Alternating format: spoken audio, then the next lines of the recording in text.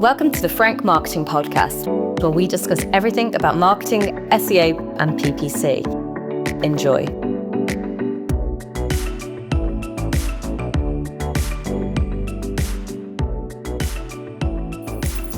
Hi everyone, welcome to our third episode of the Forank Marketing Podcast, where we talk about why sales and marketing should align. My name's Leigh, I am the co-founder of Forank, one half of it, and I'm joined with Zoe Ashbridge, the other half of Forank. Hi everyone, thanks for joining us. Hey Zoe, how are you and how has your week been?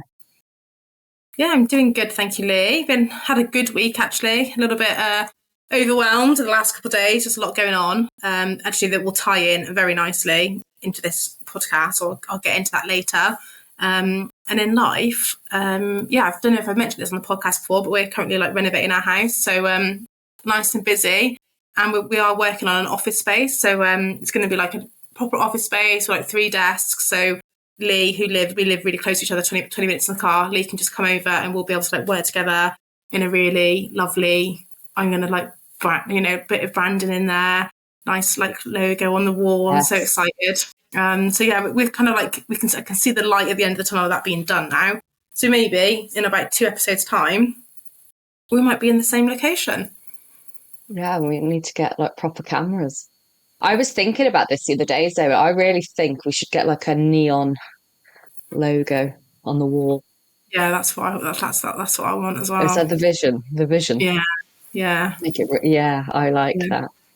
So all 17 people who watch the podcast will have a treat. Yeah. Yeah. Whoever does watch the actual podcast, here's forever hoping. It's been. I feel you though. I feel your pain. I think we spoke about this, and I feel like there's a seasonal depression has a big part in this feeling. A bit flat at the moment. It's a weird one. I feel like I say this every podcast I join into, but the seasonal depression is real. There is sunshine coming through the window, and I'm thoroughly enjoying. And I feel like the entirety of the UK is also feeling this. The first look of a daffodil, the sun. Yeah. I went for a walk and it was freezing, but you know what? I was so pleased just to have sun on my face. I know. I love it when the daffs come out as well. It's a long winter in the UK, isn't it? And we're nearly through it now. And it's light at 5:30. You can go out after work. Beautiful. It is beautiful. I think we should put a petition in to hibernate for the entirety of winter in the UK, and then we'll just come out stronger on the other end. Yeah, I think that's a good shout. It's probably what we're meant to be doing. Probably back in the old days when all people did was just hunt for food, and that was it. That's what they did, didn't they? And now we're slaving over a laptop that someone created. Really negative, but no, all good. Looking forward to this podcast. I feel like this topic is always something that gets brought up, at least in the last episode. We spoke about this briefly, sales and marketing misalignment and why they need to align. So, let's get into it. Yeah, so this is something we've touched on just naturally. We've just kind of weaved it into the last 2 episodes because it always just comes up. So we wanted to talk about it, and it is something that's really important. And the reason why it's so important is because those that do align do have much greater success in their marketing and sales. Companies with strong sales and marketing alignment achieve 208% higher revenue than those that don't. And that is a statistic from LinkedIn. We know and believe that aligning these 2 teams is absolutely key to kind of business and marketing success. Yeah, absolutely. It's kind of a scary figure that actually 208% could probably mean between going under and not. And I think it just shows the power of teams just working together. And this doesn't just fall within marketing and sales. It would be like sales and procurement not speaking. It would be like procurement and logistics not speaking. It doesn't make sense. And I don't know why there is an issue between sales and marketing. And it's seen in pretty much 90% of companies I work with. Yeah, I would agree. And I think we even have situations where we're really big on that alignment kind of component. And sometimes we can't even really get the feedback that we need. And sometimes it's because our contacts often are marketing. Ideally, our contacts would expand out of just marketing. It might be founders or sales personnel, but where it's not, it can be a bit of a grind to get like our contact to do that kind of middleman part where they also speak to sales. And we'll talk about that a bit later when we get into, kind of solutions, I guess. Why do you think that like sales and marketing don't align? Like I feel like I've got like some idea, but it just feels like a weird thing, and it feels like it should come natural, but I don't understand why we see that. Have you got any ideas? I think it is ultimately boils down to people just being busy. I think everyone's busy in their day job. There's always something that's like screaming and shouting, and it is a habit shift to get these two teams to talk to each other. I know companies that do it really well. With one company in particular that I work for, they just have SEO with us, but they're fully remote. There's people all over the world. It's a big team. It's a really good team. But every month they have an all hands meeting, and it is optional. So, you don't have to go because it's quite a lot. It is a long meeting, but generally people do turn up for as much of it as they can. And that meeting is just in every single month, and that gets everyone together. And that company has got a really good habit where it is just part of the culture. The meeting is quite fun. They do a little meditation halfway through it, which is cute. And that's very like, I love that. It's good, isn't it? And that's very like on brand for the company to do something like that. And it's fun, and it's really interesting to hear what everyone's up to as well.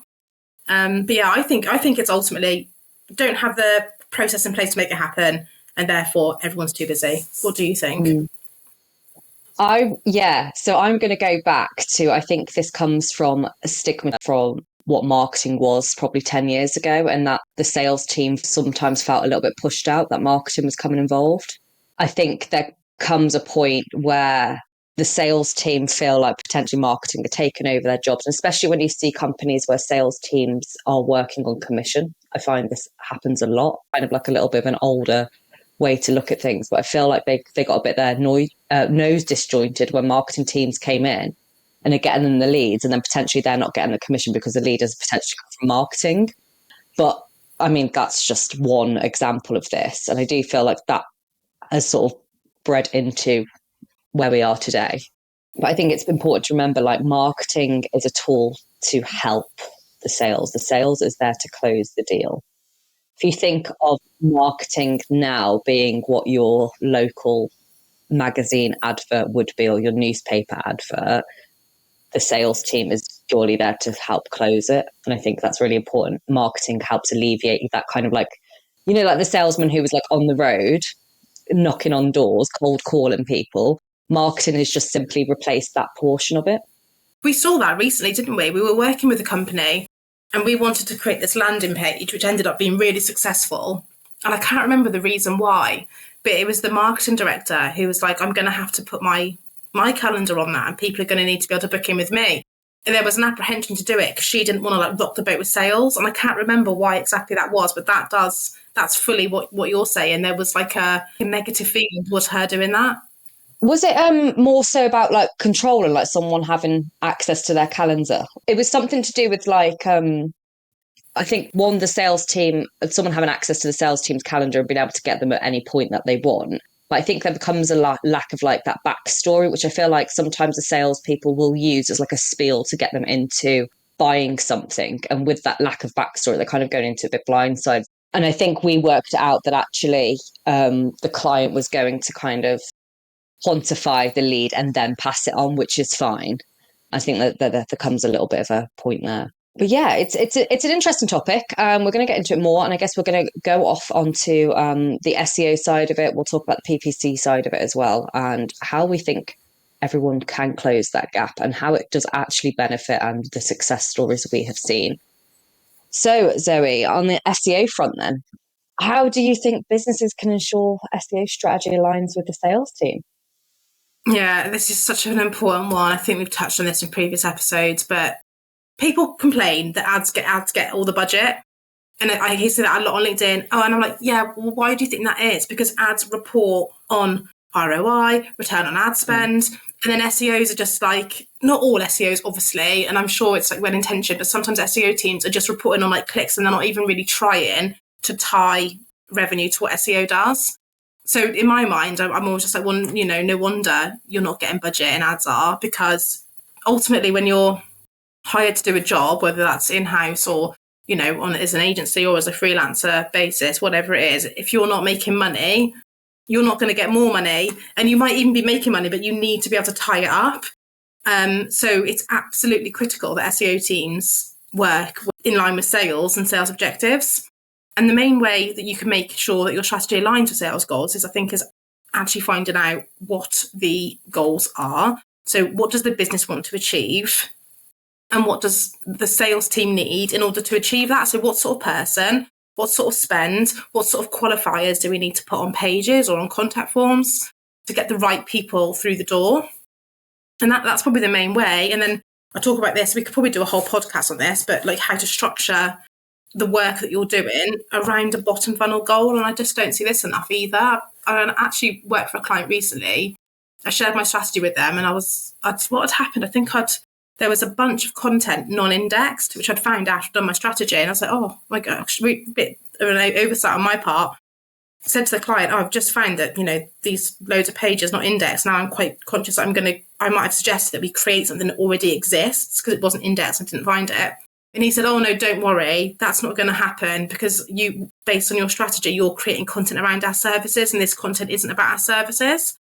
And I'm thinking, okay, why then have we got hundreds of pages on this website and it's all for clicks? And I wouldn't even call it top of funnel. It's just like, it's somewhat topically related, and that's been paid for, created. Yeah, that's interesting. That's kind of a bit like the whole HubSpot thing going on at the moment that I've seen. It's like where HubSpot have created content for, I would want to say it's not all relevant, potentially, with HubSpot. They're in that domain of like just writing content just to get the brand out there, I feel. Actually, I think this is a big part of that what you just said is a big part of it. I love HubSpot. I think they're amazing. I write for HubSpot, so I'm a big fan of their content strategy. Separately, I don't love the narrative that's been about that lately because I think people have been a bit arrogant with it. Absolutely. It's like the downfall of someone, isn't it? It's like, oh, Roman's collapsing.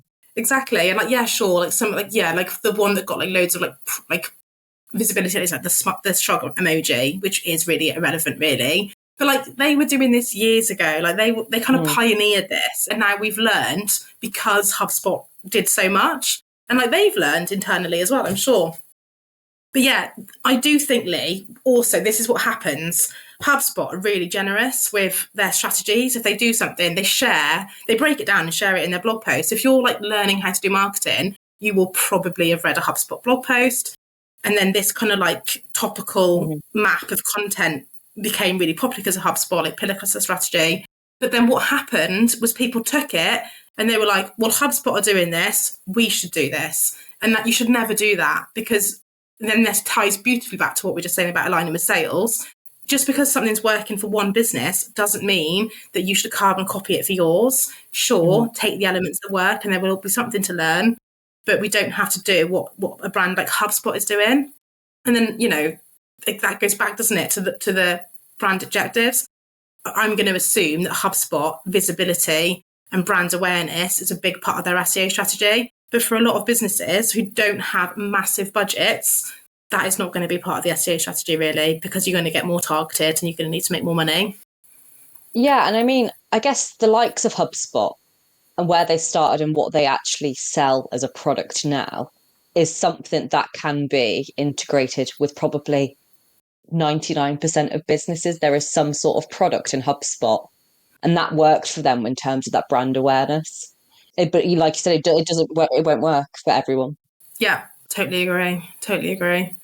So yeah, and that's it, isn't it? Really, it's back to that alignment. So it's one thing to get clicks in SEO. What you really want to be doing is getting the right type of clicks. I feel like I spoke loads about that, but what about for pay-per-click leads? I feel like that is more common that you would align. Do you think that's true, the pay-per-click industry? I feel like more pay-per-click people would be aware of like the goals. You know what? I would like to say yes. I feel like, again, and we've spoke about this in that yearly marketing podcast episode number 1, where we spoke about like what is, again, the business goals, because PPC, I think you hear these go flaunted about like, oh, we want to do a brand awareness campaign. We want to do a bottom of the funnel campaign. And it's like, what do these actually mean? I think these terms get chucked around. Like, brand awareness is fine, but what is the end goal of the brand awareness? It's not just brand awareness, because a business needs to survive off leads and needs to survive off sales, right? So that's fine. What is the next step from brand awareness? So we're out here. Have we got the right target audience? Have you spoken to the sales team about the right target audience and who actually converts? Number one. Because as us as marketers, we can be like, oh, our target audience is on here, but in actual fact, you might find actually the sales team are like, they have that knowledge. Go and speak to them, find out who your target audience is, get in front of them for brand awareness, and then tie that back to how does that eventually convert into sales. So then you start building this bigger picture of like a funnel almost. And again, you can bring this back to SEO and what that strategy looks like if it's a particular service area that you're wanting more exposure on. I don't know. If we look at HubSpot, for example, they have a new product that's out, then obviously the SEO and the pay-per-click need to align, and then we need to start talking about it from that standpoint. And again, that's same with social media, same with your e-newsletters. Make sure you're all in alignment of what actually you're pushing out there.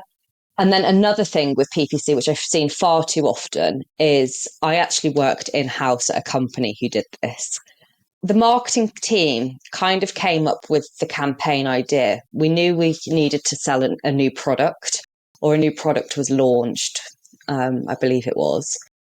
And the marketing team were told of it, which is fine. The marketing team needed to make sure we had the pages created, the content, the e-newsletters, the ads. Makes sense. The marketing team were told about it. The sales team weren't. So what happened is we were pushing out all this information. We, as the marketing team, assumed that the sales team knew about this, because why wouldn't they? So the sales team then were inundated with leads, had no resources, no information to talk about this new product. And they were like, why is everyone now talking about this product? I don't have the information. And it made the sales team look stupid. It made then eventually the company look stupid because no one knew what they were talking about. I think even the marketing team, if I remember rightly, I think we got like a product training video or something. So we knew what to talk about. And the sales team didn't have that. It was the most peculiar thing. But this goes to show, and again, it was a relatively large company. We had probably 10 sales staff, 5 people on the marketing team. So it's a relatively large company. But again, it's like, why was that not done? Like, why was it not done in like a 30-minute meeting and be like, this is where we want to go? Because again, it's like it trickled down. It was like, okay, the CEO wants to push this product, or the procurement. I don't know who it was who initially decided that we wanted to push this product, but it got fed down, but it just didn't get to the end. And it's bizarre. Like, could you imagine running like a 50% off sale, for instance, and not telling anyone, not telling your logistics department about it? They are then overwhelmed, having to work overtime to get all these sale items out. It's just insane, really is. So yeah, just going backwards, when you're doing this yearly marketing plan potentially, or monthly or quarterly, whatever that looks like, is just sitting down with everyone, because I think you'll find information, one, like selling points of the product, so you can talk about a product, service, whatever that is, that then can feed into your ads. It can feed into your landing page. Someone in the sales team might be like, I wouldn't market this because X, Y, and Z prefers this way of speaking. I don't know, but the information is invaluable, and then you're going to be able to use that across the board with anything in marketing. Yeah, totally agree. That was a nice little link up there that you said, because it's true about the sales and marketing plan, like the yearly plan. If you've got a plan, all of this is preempted, and that's episode 1. If you want to go back and listen to that, about how to like construct these annual plans or quarterly plans. And what you just said there is a really key benefit of it. You also mentioned about finding out like who is actually buying. Like I wanted to add to that a little bit as well, because obviously ideally you want to have this relationship with sales where you are talking about that kind of thing and they're telling you from their experience what's actually happening. But this data is available to marketers a little bit. If you use like G4, you can go and see like what age, for example, is converting. Now that's not going to be relevant for every business, obviously, but what age, like I have known you turn off ads completely on mobile devices, for example, because you know the conversion is coming through on desktop. So there's no point. I think we had a client where we were finding like there was plenty of mobile traffic, but the conversions were happening on desktop. So you just switched off the mobile ads so that any money was spent on the people that do convert. And that's available to marketers in G4.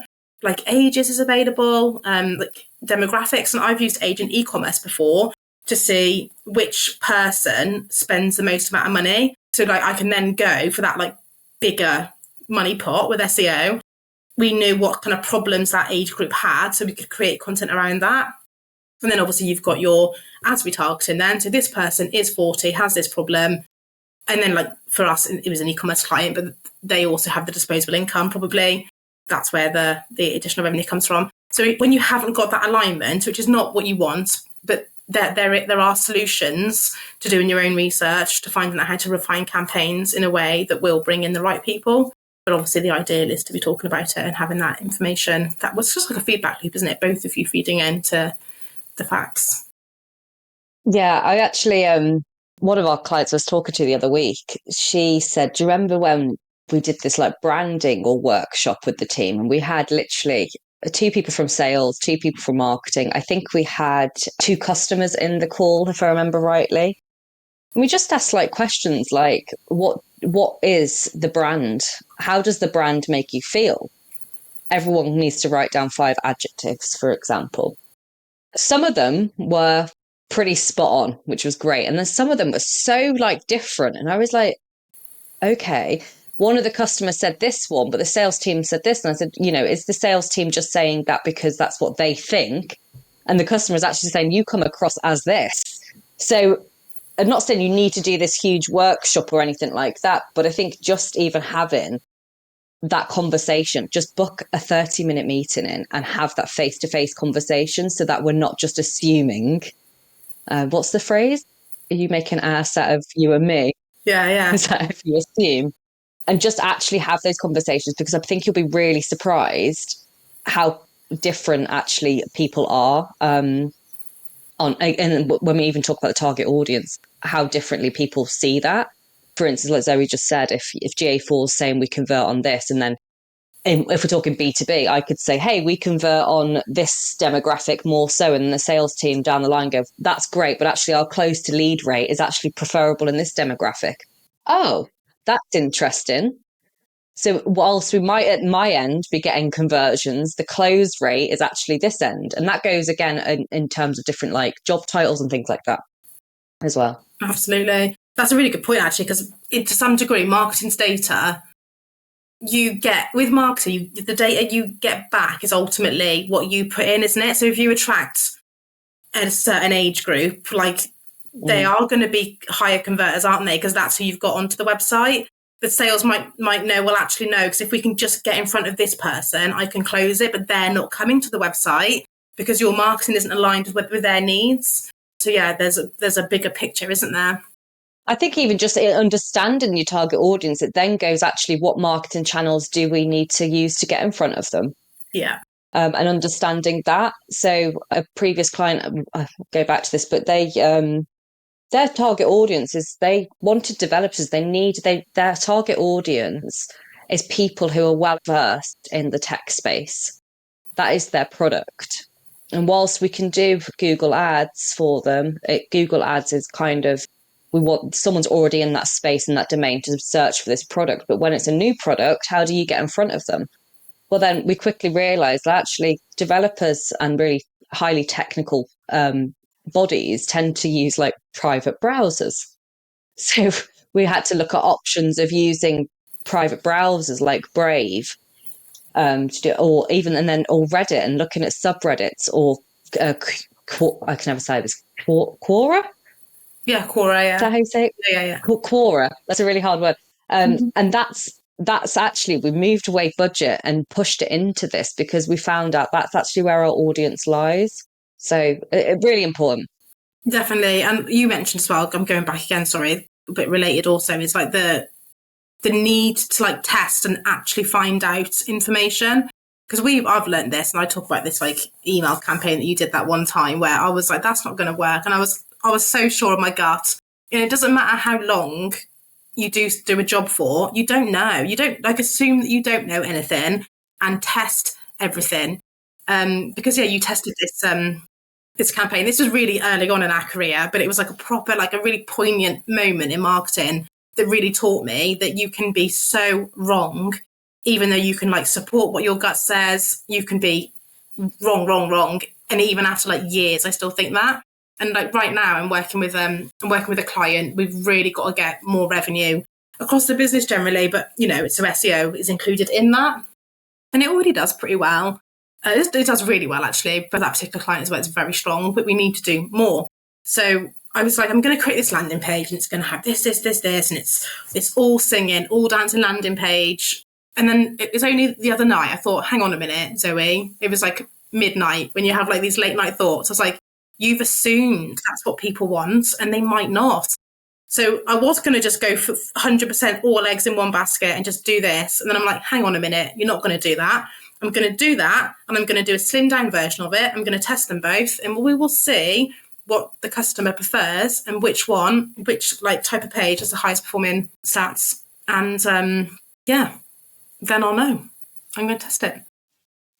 That's awesome. Testing. And I think there comes a point, obviously there is marketing knowledge that you have that you can obviously base things off and you say from experience, this has worked.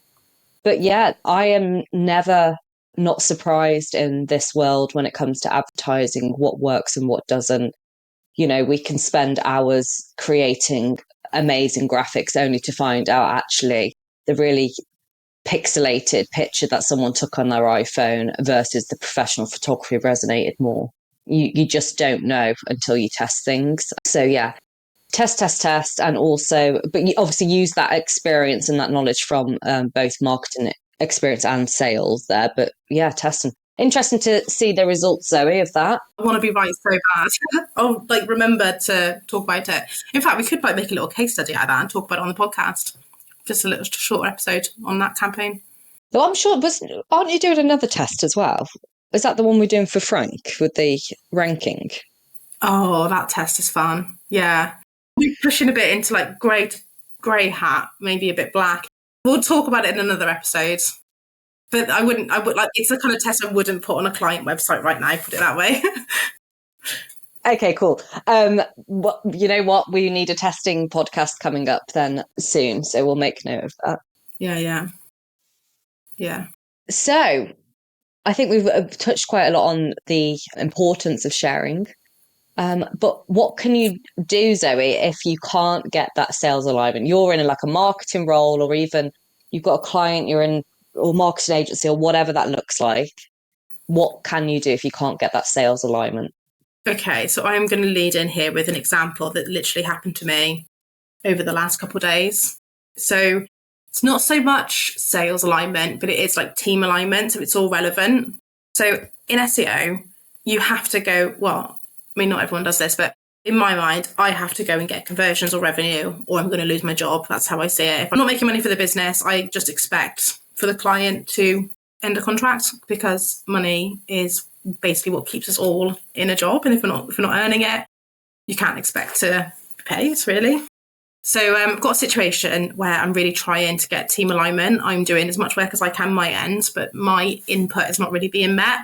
It's not a bad thing. The team is lovely. It's just that everyone's really busy and it's hard to get everyone together for one, and it's hard for everyone to fit in the work that needs to be done. So I've got this classic situation where someone within the business who's the most educated person on the subject has now become this writer. He's not really, he can write, but he has a lot of other things to be doing. Doesn't really have time to write, but I need him to. And as a result, I'm not getting quite the results I'd want to, because I don't have the input come in from the content. So one thing that I did to, I think, hopefully resolve this recently was I called a meeting. I pulled in C-suite and said, I basically need authority in this meeting to help me get this over the line. No one's being malintentioned or anything. It's just not working out. So yeah, we had a big meeting. We've created better processes using Asana, and it's just a shift getting everyone to follow those processes.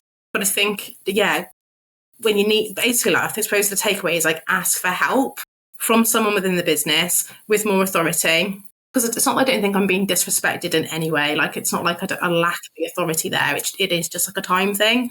But it just needed someone to come in and just give everyone a good boost.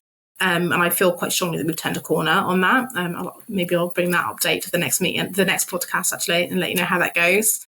But I now feel a lot more happy and more comfortable that I'm going to be getting the input that I need in order to do the marketing well.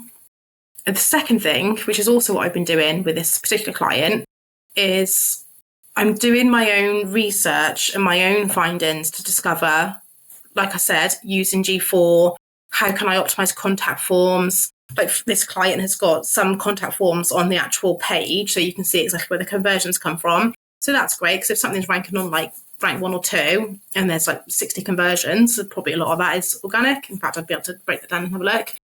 Whereas some pages just push people to the contact page.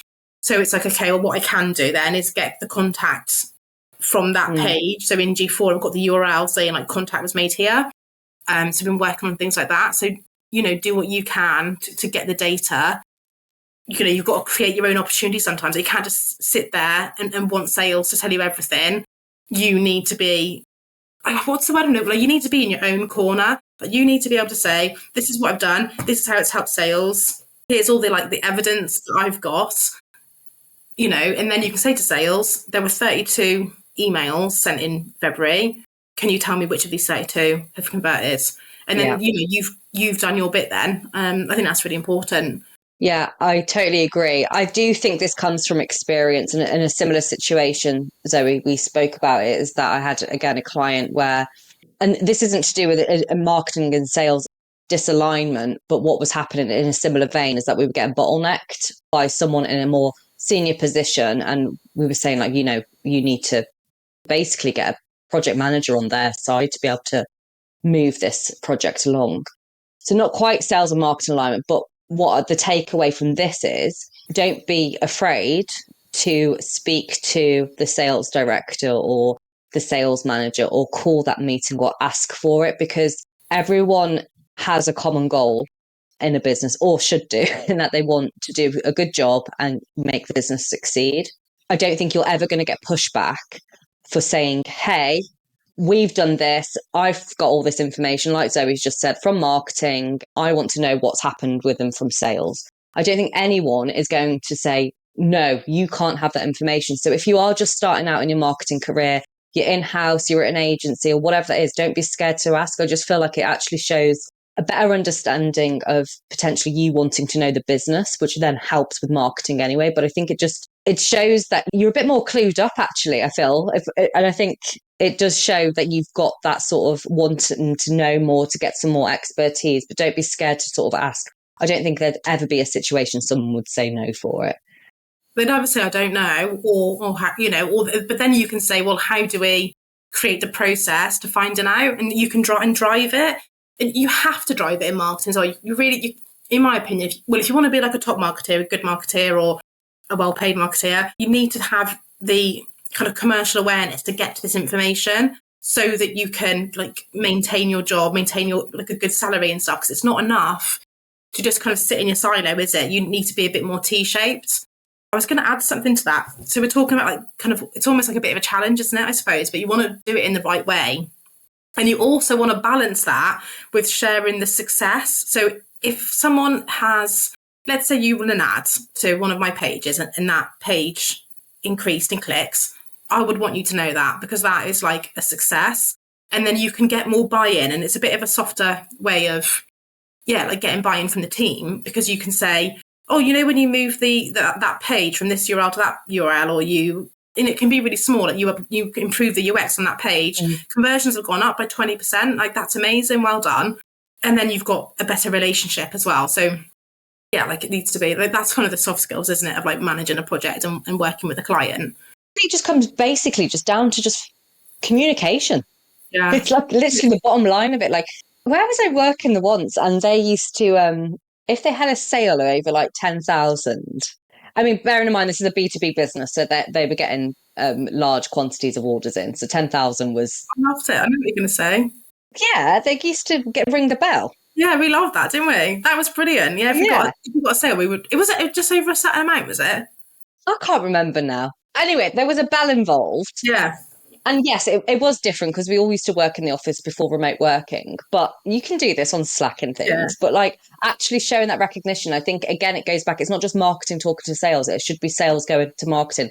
You know what? That campaign that you've just put out, we have had 10 leads and I've just closed 5 of them. Yeah, yeah. Like, and that needs to be shouted about, and that communication of what is success and what isn't. And I think a lot of marketers are scared to fail, and there's no such thing as failure if you're trying things. So if it hasn't worked, you need that feedback to say this didn't work, we didn't get anything, the quality of leads was bad. But without that feedback, you're never going to know. So that point you just made then about being scared, we should do a whole podcast on that. But that I think is really big in SEO. I think because it is hard to tie revenue to SEO.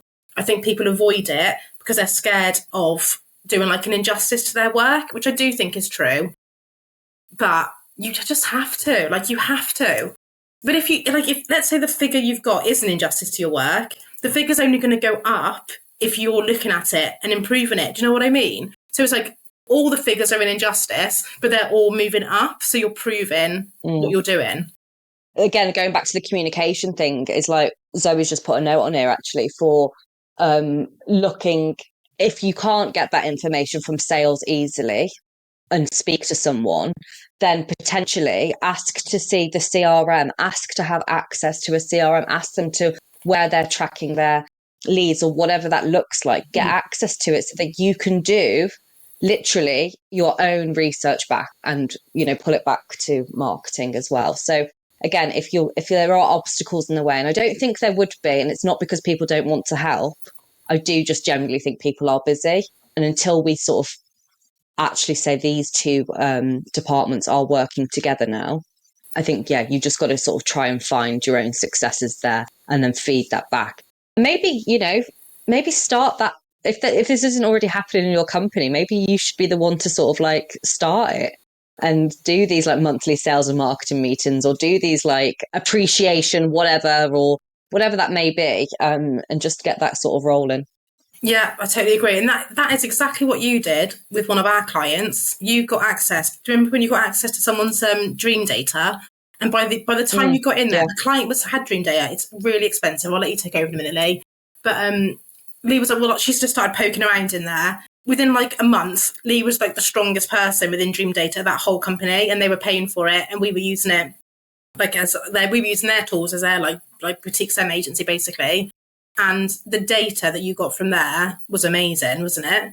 Yeah, absolutely. Dream Data, for anyone who doesn't know, I am not sponsored by them at all. I talk about Dream Data all the time, but it is an attribution app. Great for B2B businesses who struggle with attribution, and just because we've got longer sales cycles. But what you can do within that app is look at all those touch points of how many times someone has touched the brand, whether that's social, ads, organic, referral, whatever that looks like. And then you can build that picture up and see at what point they converted. Yeah. So I think people get lost in this.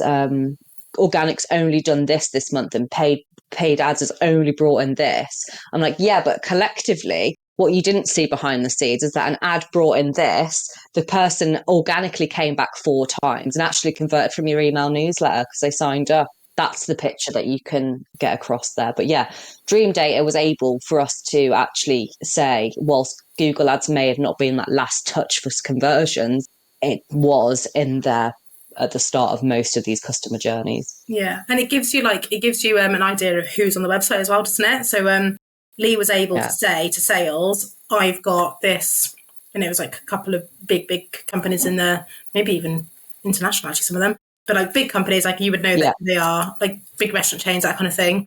Leah's able to say, I've got this to your website, how are you getting on? And we were able to then quantify how much had gone out in proposals, sales, etc., to know exactly what marketing had done collectively for that business and for sales.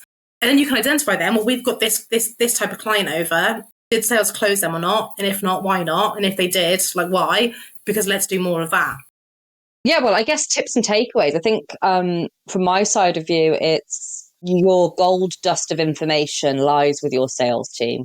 It's the people who are in the product. It's the people who are talking to your target audience all the time. Speak to them, get the information, and that's going to help you push that information out into ads, into content, and making sure all of your brand messaging is aligned. And then speak to them about the quality of leads that you're getting as well. And if they're not quality or they're not closing, then you need to try and figure out why. And that would be my tips and takeaways. Yeah, I would say get your monthly meeting in and get people to come to the table for 1 hour, maybe even 2 hours, and talk about what's going on in the company. So you can just have these conversations, because it is incredible what comes up in a meeting like that. Like I said earlier on at the start of this podcast, is one of my clients does it once a month. It's optional, but most people do attend. And I don't think I've ever left one of those meetings without going, oh, I had no idea that so-and-so was working on that. I'm going to go and get that. And that's going to optimize something that I'm doing. Or I had no idea that we had this demographic of people with this certain problem.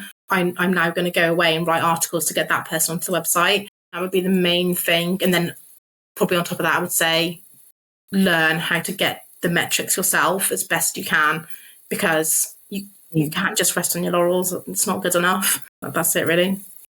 I love that. I'm going to go through all these podcasts, Zoe, and pick out your little snippets, because I was listening to our recent podcast and you said something. I was like, I wanted to put hashtag such and such. I can't remember what it was now, but I'm going to do that. Don't sit on your laurels. Hashtag don't sit on your laurels. I think it was like analysis paralysis. Analysis paralysis. I was like, that is a banging hashtag. Yeah, I like that. I like that word. It rolls off the tongue.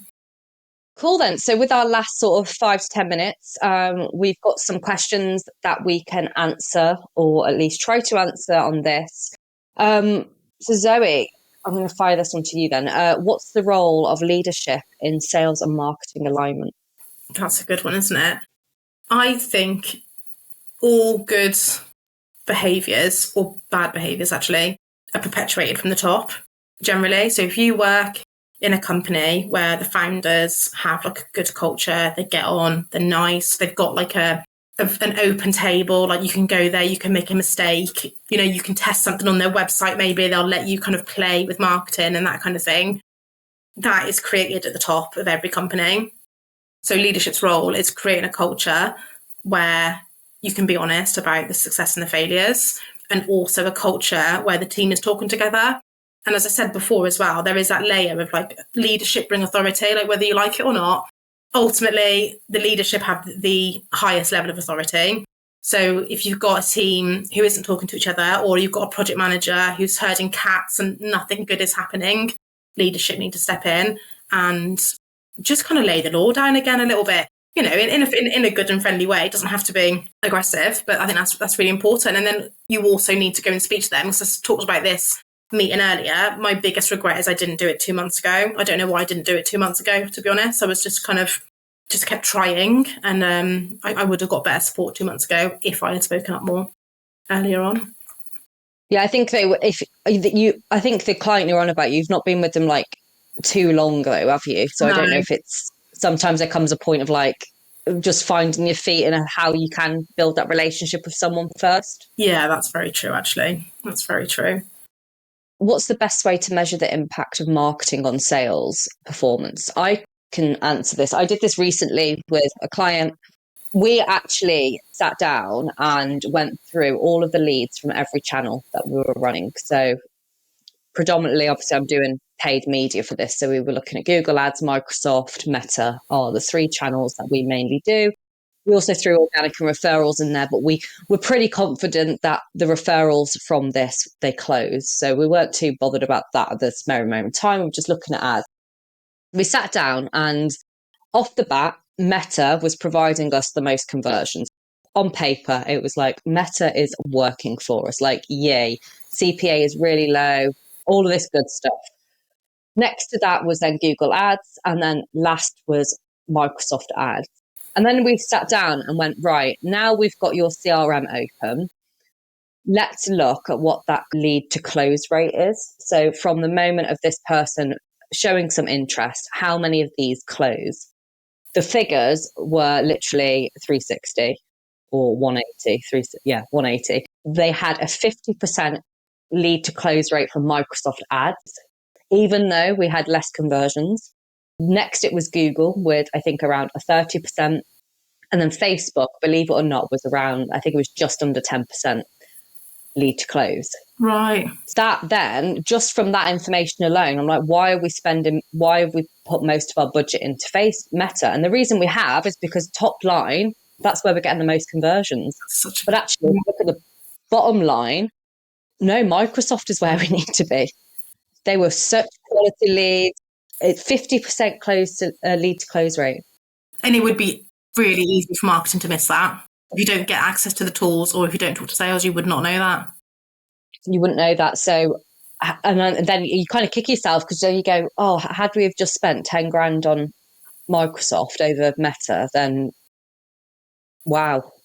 Do you know what I mean? Like, and that comes to the point. And then you look at that figure that you said at the start, that 208% or whatever, and that was just purely sales and marketing alignment of how much money we could have produced had we have known that information earlier.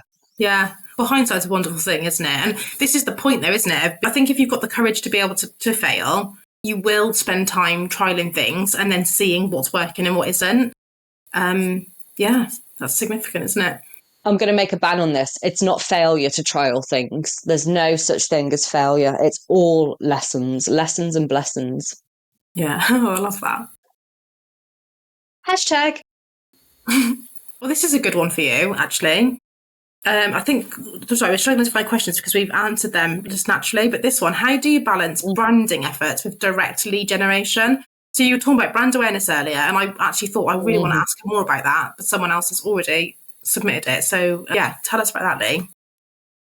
Sure. So brand awareness, everyone should have a common goal that brand awareness is purely to get eyes on the brand. We're not talking about conversions. If they convert, great, but that will become natural. The idea here is purely to get eyes on the brand, get people knowing about the brand, people maybe doing additional research about the brand after the fact.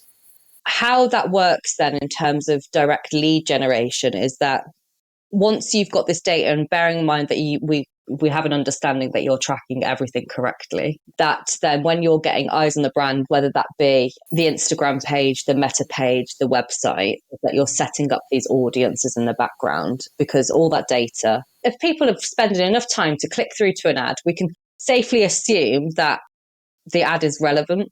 So we want to make sure that we're collecting that data in the background. Those audiences can then be fed through to maybe it's remarketing and what that looks like. Maybe if we've managed to get people onto a really like top of funnel content piece, that actually they're still probably not in the space to buy. If we were to look at a sales journey, what is the next bit of content that they might need after landing on the page?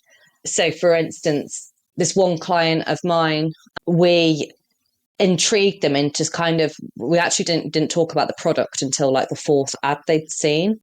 We kind of sold them a dream of like entrepreneurship, got them clicking through to this. Okay, how do they do that? Oh, and then we gave them like information about how they can do that.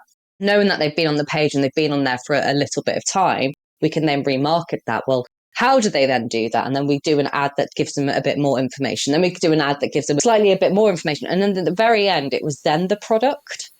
And then what that does is it weeds people out. It answers the question along the way, but it weeds people out. So you can actually figure out towards the end, all those conversions are really pretty hot leads. But I guess in terms of how you do that is, well, again, speak to the sales team. What does that actually look like from them first talking to someone? How can you relay that into either content on the website or ads, and how you can push people through that cycle online?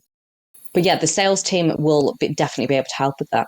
What you've just said there is incredibly transferable as well, isn't it? So what that journey that worked for ads can potentially work for like email, social media, and then you've got more alive within marketing itself, not working in silos.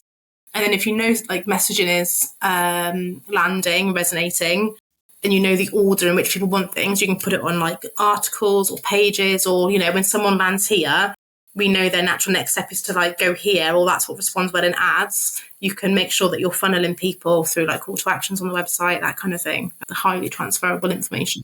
And again, brand awareness, like I've just spoke about, like gathering audience data.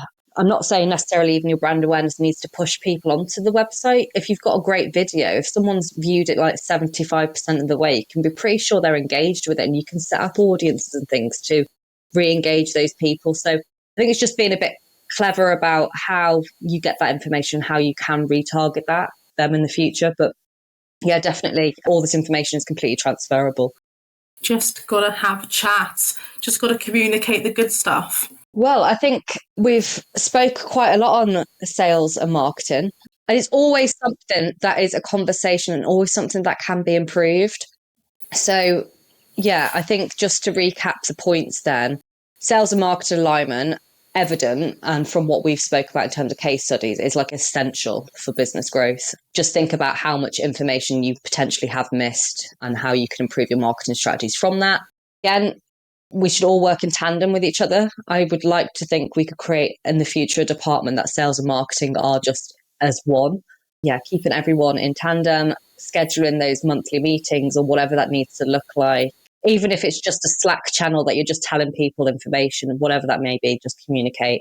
And then that leads on to then data sharing and collaboration is just like completely the key to success here. Yeah. Thank you all for joining this episode. I look forward to seeing you on the next one. As I said before, our podcasts are released on the last Friday of every month, and our next episode is going to be all about AI search.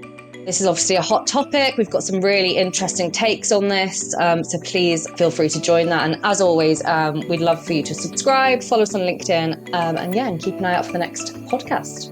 Yeah, definitely. That was a really great chat. Thank you, Leigh, and thanks everyone for joining. Yeah, perfect. I'll see you on the next one. Bye. Bye. Thank you for listening to the Forank Marketing Podcast. We'll be releasing a new episode every month, so don't forget to subscribe and leave us a review. We look forward to seeing you on the next one.